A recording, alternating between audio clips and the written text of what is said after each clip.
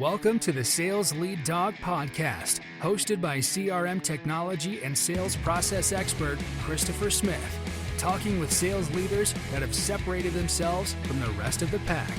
Listen to find out how the best of the best achieve success with their team and CRM technology. And remember, unless you are the lead dog, the view never changes. Welcome to Sales Lead Dog. Today we have a guest I'm very excited to have on the show, Michelle Accardi of Star2Star Communications. Michelle, welcome to the show. Thanks for having me, Chris. It's great to have you on here. Michelle, tell us a little bit about yourself and your company. Sure. So I am, again, Michelle Accardi. I'm the President and Chief Revenue Officer of Star2Star Communications. Star2Star is a leading communications, collaboration, contact center, and integration solution provider. We have been in business since 2006 and rapidly growing. We are really proud of the fact that we have one of the highest customer retention rates in the industry. People come to Star2Star and they stay with us for a very, very long time. We're 100% channel focused. So we sell our solution through our channel partners. And we pride ourselves on being one of the easiest and friendliest companies in the channel to do business with. And I just want to clarify there, you said, talked about your customer retention rate. For everyone listening, it's 99.4%. That's pretty impressive. I'm going to throw out some other little factoids about Star2Star Communications. They have been in the Gartner Magic Quadrant 7 times. They've been named to the Forbes Most Promising Companies list, Deloitte Technology Fast 500 5 times, and the Inc. 500 6 times. So fast growing. You guys are crushing it. Awesome. Thank you. So, Michelle, thinking back about your entire career, which you've had a very impressive career, tell us about the person who's had the most impact on your success. Well, I'd like to say that it's one person, but it's really a myriad of people. I mean, it starts from having really great family support when I was a kid to having a wonderful husband and great kids. And then in my career, I've been really lucky to work with some of the most talented executives, people like the CEO of Star2Star, Norm Worthington, who ironically enough, when I was 20 years old, gave me my first start in technology at another company that he owned, and really cut my teeth at that company, and that got acquired by CA Technologies, where I like to say that I grew up. So I spent 17 years at CA, and then came to Star2Star about 8 years ago. And Norm was just a tremendous influence on my career and life. Yeah, that's awesome to have someone like that in your life. That's tremendous. What are the top 3 things that helped you the most in your career? Well, I will say that the things that I feel like help anyone the most and are the ability to have perseverance and resiliency, because you're not always going to have good times in whatever you do. But if you have the grit and perseverance to see things through and the resiliency, you'll do really well. The last one I'll say is agility, the ability to adapt. Things are always going to change. And I find that for me, while I certainly have loved many of the different roles I've had in my past, what has really worked for me is the fact that I wasn't just stuck to saying, this is all I can do. I had adaptability. So I started out as, for example, Star2Star's Chief Marketing Officer, helped to build our marketing framework and team, and then realized, hey, we had some operational challenges we needed to work on. So jumped in and became our Chief Operating Officer, and really worked on our back-end systems and processes, and then was asked to take on the presidency and chief revenue officer role. So those roles may not all seem, obviously, they're not all the same. So the ability to be adaptable and agile, super, super important skill. Did you have any hesitancy at all about shifting into the CRO role?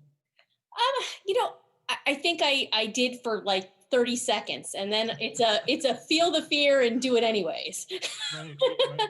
That seems to be a theme in your career, just looking over at all the different things you've done. You don't seem to have much fear. It's true. I just think life, you have to take risks as long as they're calculated risks. I think you just do it. That's awesome. That's awesome.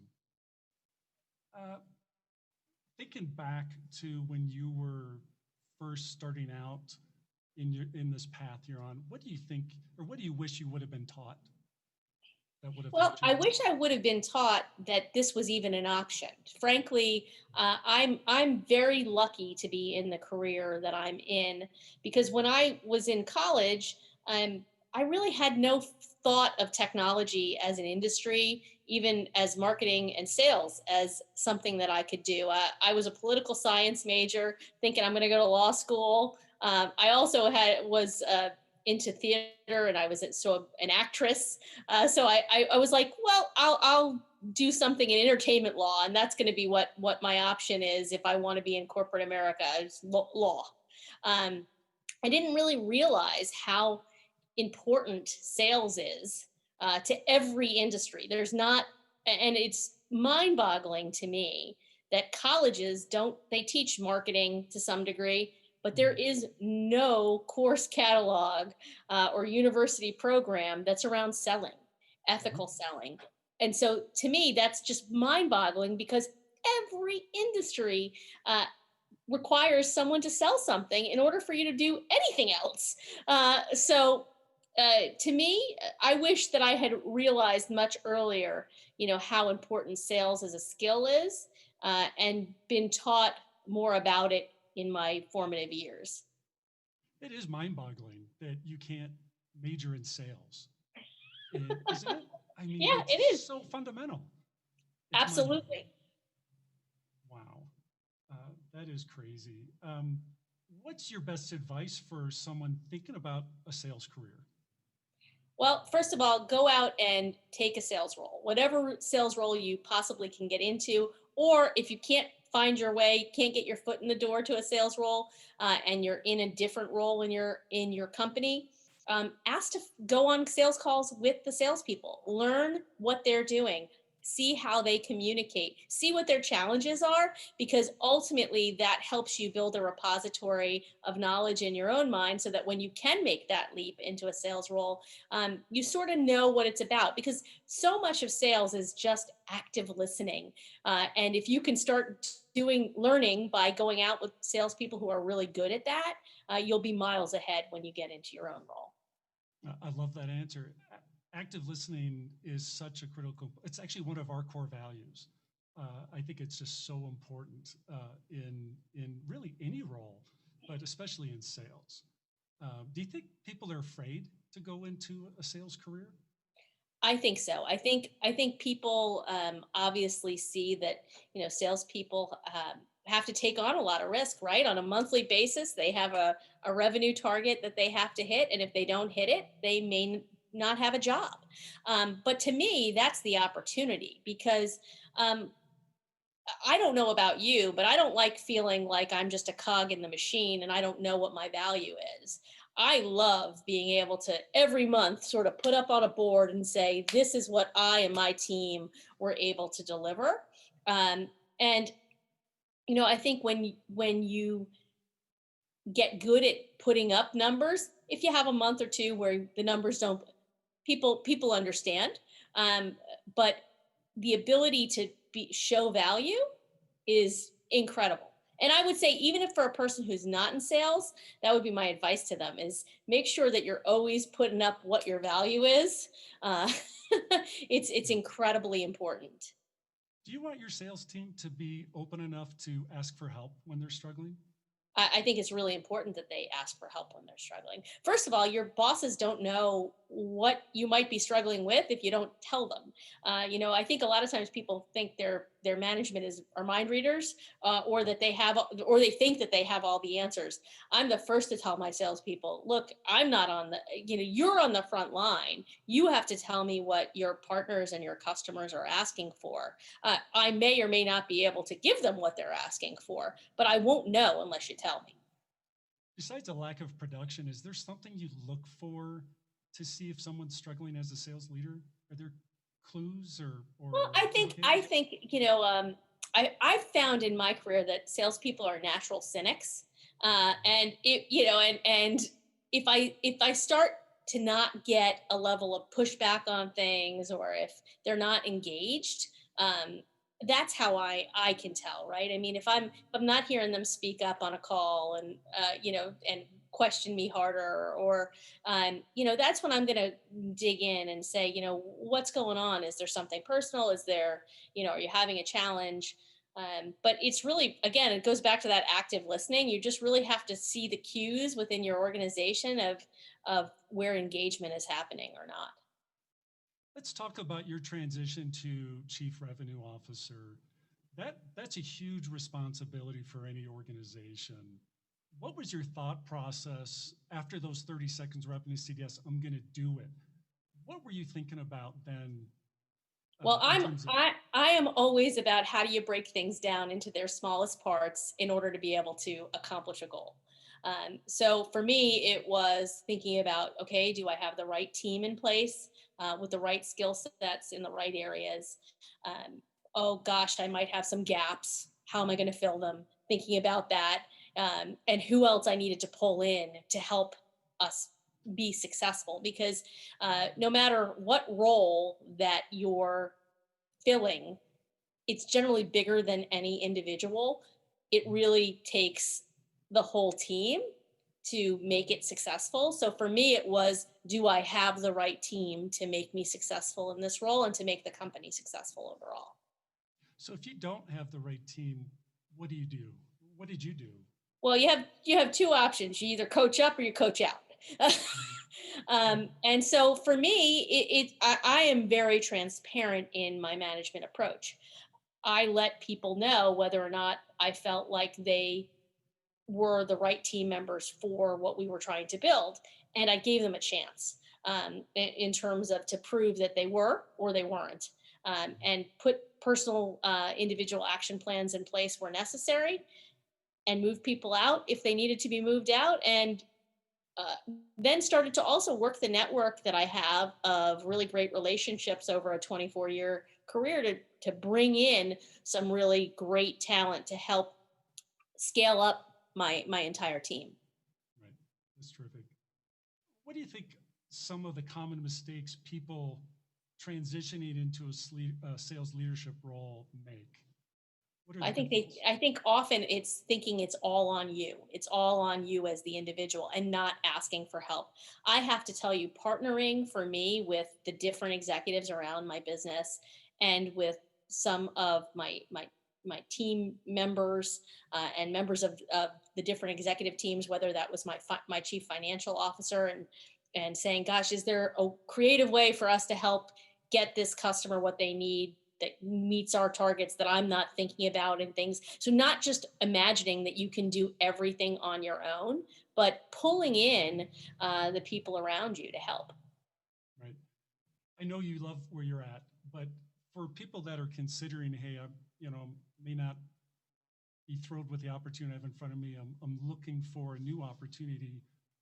What should they be looking for to say, this is the role I want if I'm going to leave and join another organization?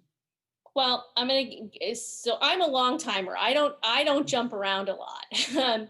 So a piece of advice, first of all, that my father gave me early on in my career when I had come into some challenges, he said, the grass isn't always greener someplace else. And if it is, it's likely because they have a problem with their septic system. So, so don't be careful of what appearances are, on the surface. Go ask additional questions to any, of past employees, current employees. Go do your own research, and remember that you are interviewing them as much as they're interviewing you. Uh, Right. and don't expect perfection anywhere. If someone's telling you that it's all rainbows and unicorns in any business, that's a red flag to me. Oh, yeah. So it's really about, do you like the team that you're going to work with? Can you be open, honest, and transparent? Can you communicate the way you like to communicate? And will that be effective within that environment? Right. What do you do to cultivate your team for leadership roles? Well, for my team, it's certainly about where the talent rises to the top. People who are already high performance that don't necessarily have a leadership title, but are exhibiting like they're helping their peers and really taking the extra initiative. That's going to get noticed. And when that gets noticed, that gives me an opportunity to evaluate and think about where I may have gaps that I need to fill with an employee. Right. Uh, what do you do? Like, so you have someone who's transitioned into a leadership role and they're not performing as you wished. How do you approach your coaching in that scenario? Well, I'm extremely direct, so and I believe in sort of continuous feedback. So it's not something where you just have one discussion. For me, it's about, hey, this is where you're falling short. I need you to pick this up. Also talking to them about, are they happy in the role that is this something that's going to be a fit? Because I think oftentimes people get put into things or asked to take on roles that may not be, I say it's like a fish climbing a tree. So, asking again, is this really what you're looking for? Is this what you want to be doing? If not, let's figure out where it makes the most sense for you. But I think that open conversation about, here's my expectations, how are you going to meet them? And if you don't think you can meet them, you don't have the skill set, or okay, what is it that you think you can do and where is your value? Again, showing where that value is. Do you use third-party coaches or anything externals? I personally have, and at different times in our history at Star2Star, we have as well. Yeah. So have you ever had a personal coach or mentor that's helped you along?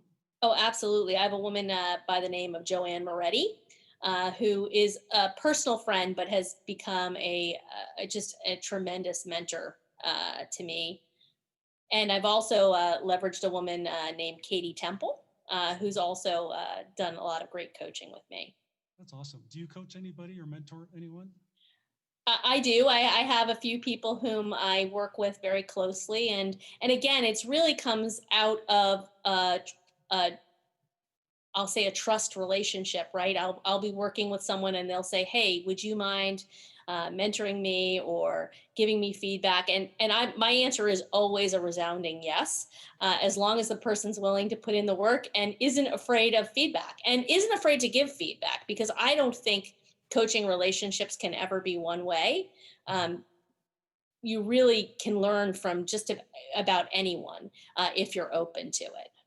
Is there a right way for someone to approach to say, hey, could you be my mentor? Or a wrong way, I guess, is maybe a better question.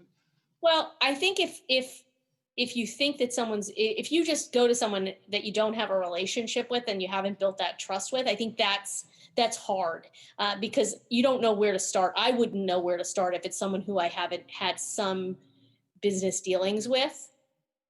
So I would always suggest that anyone that you're going to go to be a mentor, be someone that has some interaction with you and could at least start from a place of perspective. Is there something that you used to believe, when you got into your role as a sales leader, you went into it thinking, hey, I know this is right, but now that you've been in it for a while, you realize I was flat out wrong?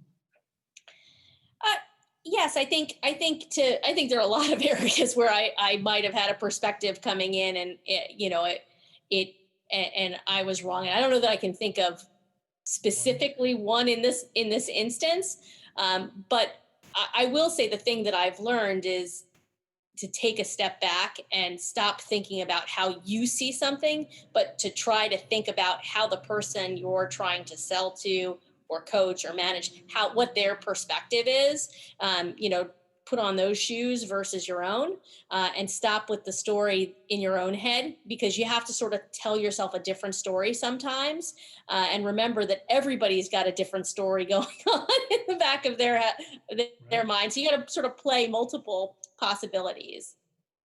That's awesome. So it sounds like empathy is a pretty important aspect of how you work with people. Is that correct? Absolutely. At least I try to be. How did that develop for you, or did you always have that? I think that was fairly innate in me, but I also had some time periods of challenge in my life at different stages. I can tell you as a child, I was pretty precocious, and I didn't have a lot of kids who just loved me when I was because I was very direct, and children don't tend to know how to process some of that. Um, and as I matured, I found in some instances that um, that could be misinterpreted. And then as I got into my 20s and into a relationship, I was about to be married, and my fiance was in a terrible accident, broke his neck. And became vent dependent quadriplegic. So that was the first time I was working in corporate America at CA at the time. That was the first time that I had really thought, I had thought about what my life would be like by myself without, uh, and had to make some very tough choices. So all of a sudden, I could start to see how other people might have uh, make different. I was all work, work, work, work, work.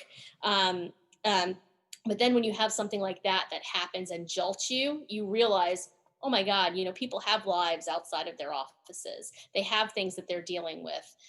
So that was the first time and that was, I was in my late 20s at the time when that happened.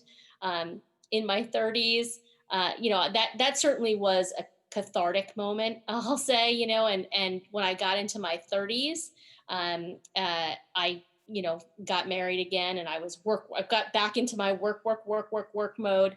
And I woke up basically when I was about 38 or 39 and realized, gosh, something else is missing here in my life. And realized I hadn't married the right partner, and decided to get divorced, and met someone else and got married, and now I have 6 children, three stepchildren, a foster son, and 2 twin toddlers, uh, all within the last 5 years. So I've got 6 kids. If that doesn't teach you empathy, I don't know what will. Oh, I hear you. I hear you. Tell us about your success habits. Well, again, I think I'm just being open to things is how I make success happen, right? I don't say no a lot. And when I say no, it's generally no, but, this is what I can do.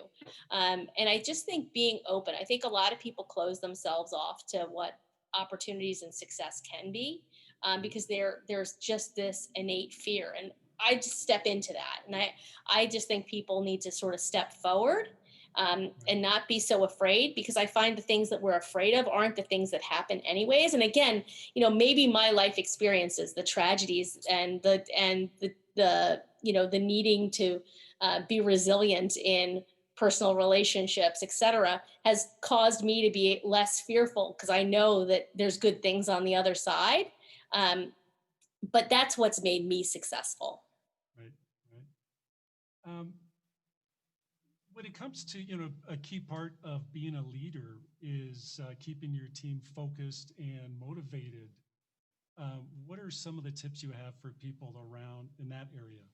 Well, I really prescribe to an agile methodology. I believe that doing sort of stand-up calls with your teams every day, even if it's, 15 minutes, just sort of temperature checks. Are we working on the right deals? Are there obstacles you can take out of the way? Being a help, always being a service to your team. I think that is what real leadership is, and that will motivate people the most. The only caution I have for you is don't always give the answer or the solution. That's something in my career I've had. I tend to jump forward and want to help solve every problem for every person. Um, and I've learned, I should say, I am learning to step back from that and letting people solve some of their own problems, but being there as a guidepost for them if they want to talk about those things. I can relate to you on that one. I have to pull my personal reins back and say, whoa, give them a chance. They can do it. Let's shift topics here, and let's talk about CRM. I always start this off with the same question. When it comes to CRM, do you love it or do you hate it? Well, it is a love and hate relationship. I think on one end, I love the fact that I can get really good visibility into my business and what's going to happen, what's happening. And what I hate about CRM is it's still too manual of a process, with people having to, put information in. And I think that's getting better. There's more automation that's happening in the back end of different CRMs, but that is still tends to be the challenge. Do you think that's your biggest struggle, or the biggest struggle most people have with I CRM? think that is probably one of the biggest struggles, because that's where the adoption struggle of CRM is, right? Is in getting people to use it. Now, I'm very lucky that CRM is the cornerstone of most of what we do at Star2Star. A quote doesn't come in, an order doesn't get processed, a support ticket doesn't get done unless we're leveraging our CRM. So people are I want to say, forced into adoption within our environment.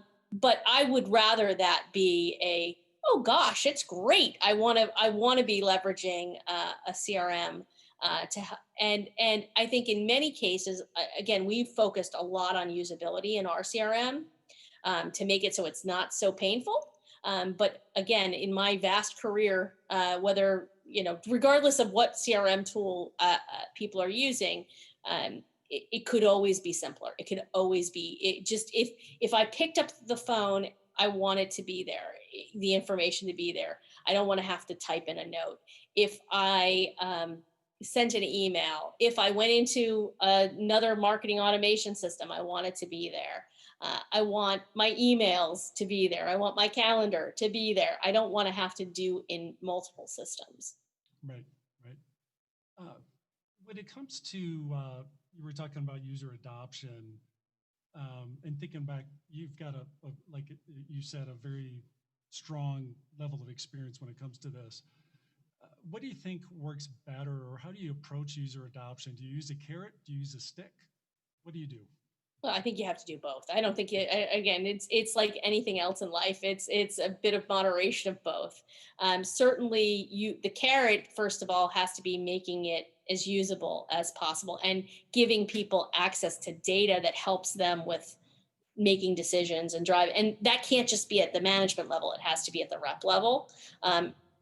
So I think that's really, really critically important as the carrot. And then the stick is you have to use that, because if you don't, then you may not, sales, as long as you still have to put input information into a CRM, you're going to have to use a stick. If CRM matures the way that I think that industry is going, hopefully that will become less and less over time. But for right now, I think there is a little bit of stick necessary. Right, right. Because you have had in the past, the head responsibility for marketing, and now you're CRO, what advice would you give to any CMOs that may be listening on what they should be doing to better support the sales team? Well, I think, first of all, I think you used really good terminology, better support sales team. I think marketing should see themselves as a support center of sales, and of the customer.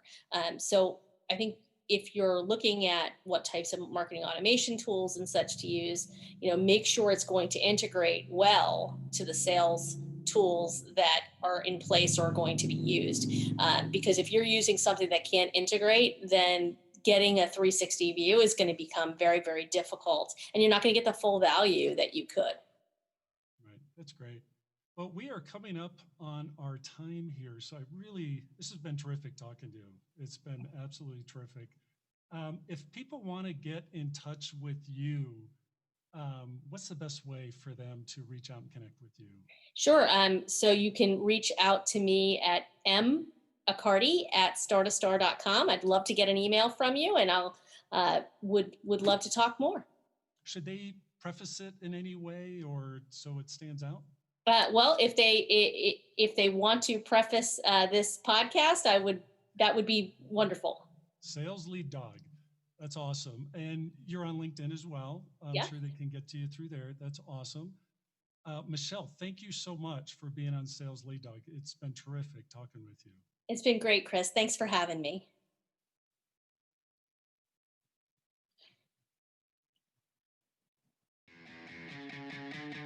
As we end this discussion on Sales Lead Dog, be sure to subscribe to catch all our episodes. On social media, follow us on LinkedIn, Facebook, and Instagram. Watch the videos on YouTube, and you can also find our episodes on our website at impellercrm.com/Sales Lead Dog. Sales Lead Dog is supported by Impeller CRM, delivering objectively better CRM for business, guaranteed.